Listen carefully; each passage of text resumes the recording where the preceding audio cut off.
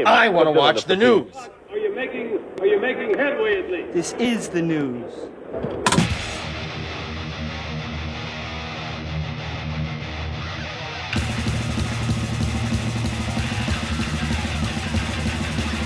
Smack-a-magob, it's time for the only news that matters. And in 1986, Ozzy Osbourne made the bold move of taking a thrash band on the road. It was Metallica's Damage Inc. tour that opened up shows from March to August in support of their landmark album, Master of Puppets. Ozzy's guitarist at the time, Jakey Lee, told Brave Words that Sharon was adamant that they didn't walk on stage looking like the Punters. Lee explains, after Ultimate Sin came out, Lars came up to me and said, "Thank you and congratulations. Ultimate Sin is the heaviest song that Ozzy's ever done. I love it." Shit, this coming from Metallica. So yeah, it was still heavy and it was still dark, but wow. And then Bravehearts asked, what do you think when you heard this band Metallica was opening for Ozzy and you realized, man, these guys are bloody fast? Lee said, no, I knew who Metallica was, but they were different. I really liked it, especially with Cliff Burton.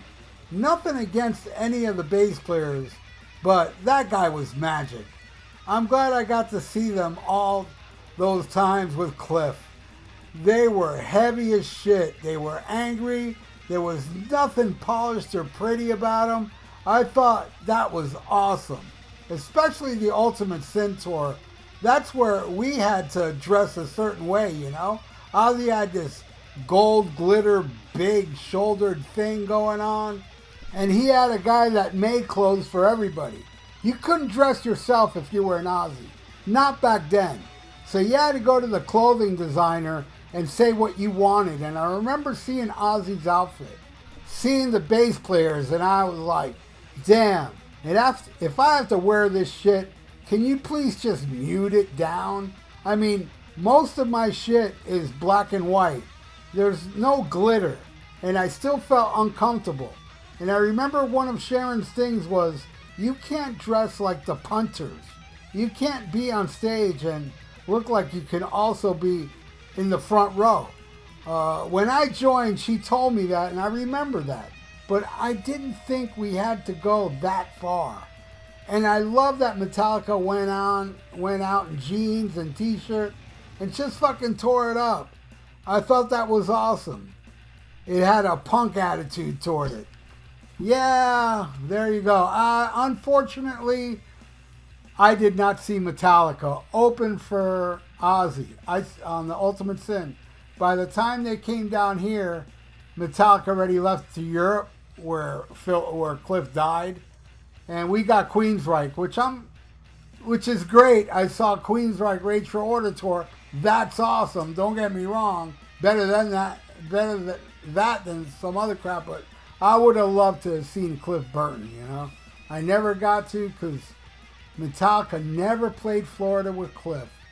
So yeah, when I found out he died, that totally bummed me out. Because, you know, Anesthesia, Pulling Teeth, and Orion. I was loving Cliff.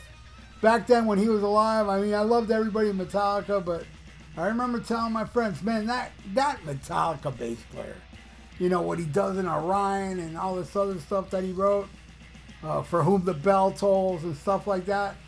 The guy was awesome, man. But anyway, yeah, Sharon wouldn't let them dress like Metallica because, you know, at the time it was all about poofy hair, glittery stuff.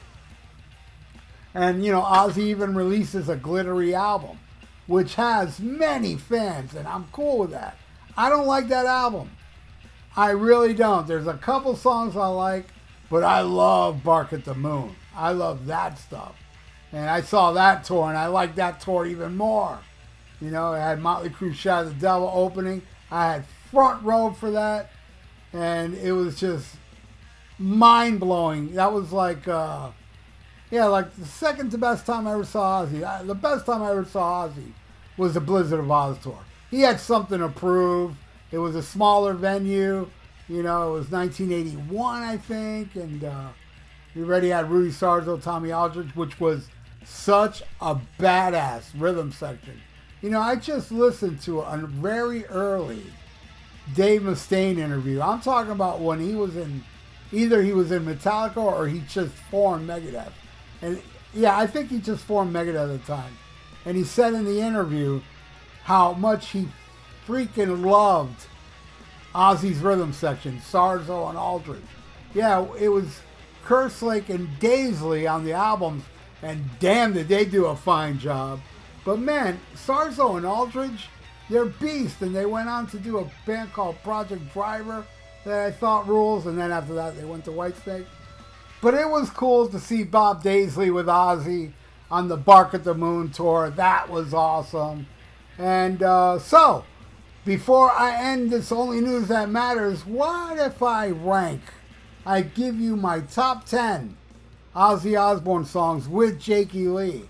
And I would love for all of you to do the same in the comments below. What's your top 10? Here's mine. All right, at number 10, You're No Different Than Me. I love that song. I hate the placement on the album, though. I don't think it's a good second song for an album. Could have been a good third song. Had Rock and Roll, Rock and Roll Rebel track 2, or Now You See It track 2, and then You're No Different, which is a great song. Number 9, I'm going with Killer Giants. It's one of the few songs I like on Ultimate Sin. Again, though, I am a little bothered by the sound of it. I know I don't have a good ear for production, but this sounds like an exception. I could tell the very glittery nature of it, and I didn't like it. It was too spit shined. Bark of the Moon was darker and better. All right, Killer Giants, number 9. Number 8, Journey to the Center of Eternity. But in Europe, that song was called Forever. Rippin' tune, killer opening for side 2. Bark of the Moon with the monks in the beginning, where they replayed that live on stage. They had these people in monk outfits come out during the intro to Journey to the Center of Eternity, and it's a ripping song. I absolutely love it. All right, number 7, my second favorite song off Ultimate Sin, Secret Loser. Again, a little glossy, but still, I think it kicks ass. I think it's a kick-ass tune, and it's my number 7. All right, number 6, I'm Just a Rock and Roll Rebel, man. It's, at that time, Ozzy was getting so much controversy, with him being a devil worshiper. Oh, a bit off the head of a bat. He must worship the devil. And of course, Ozzy played into it. Look at the album cover of Diary of a Madman. It's all satanic looking and, and speak of the devil. And even Blizzard of Oz, every album cover that Ozzy released at the time, it's kind of demonic. Probably the only one that's not is, up to that point, is Bark at the Moon, which is, a werewolf, I guess in the Satan realm.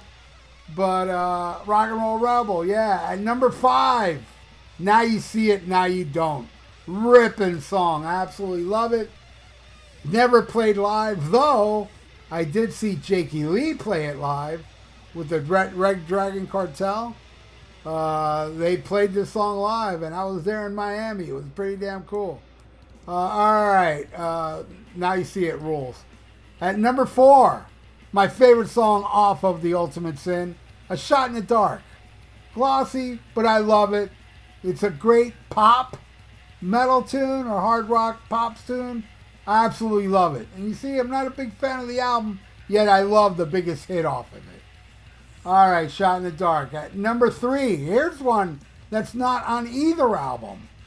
One Up, the B-side. The B-side of Bark at the Moon. My God, I love the hell out of that song. I shoot it all the way up to number 3. That's how much I love One Up, the B-side. That song absolutely smokes. All right, now, and mind you, I never heard One Up, the B-side till like a year after, where there was a radio station down here that the guy didn't know. I remember listening to him thinking, man, this guy doesn't know what he's talking about. Well, he played One Up the B-side. Now, I haven't heard One Up the B-side by that point.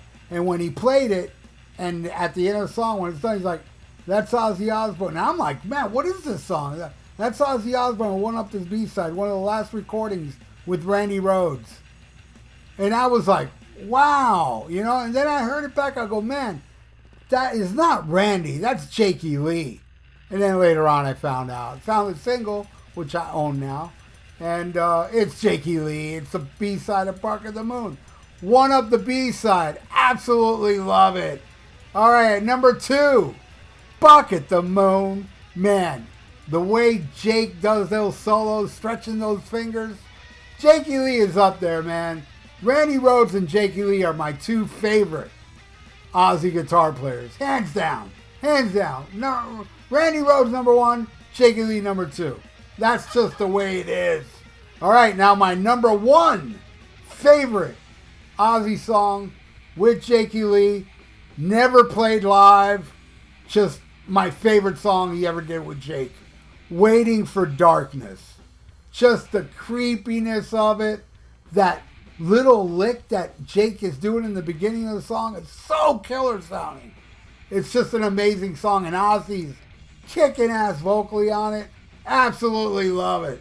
So there you go. Do you got a top 10 list? And what do you think of old Sharon telling Jake he can't dress that way? Because, you know, it was the 80s. You had to look like fluffy. Metallica was ahead of their time. But hey, what are your thoughts? Leave it in the comments below. And please subscribe to my channel if you have not. And ring that little notification bell. And hey, like the video. It's good for the YouTube algorithms. So stay frosty. Listen to Black Sabbath and smack 'em a gob. Farewell and adieu to you fair Spanish ladies. Farewell and adieu, you ladies of Spain. For we've received orders for to sail back to Boston. And so never more shall we see you again.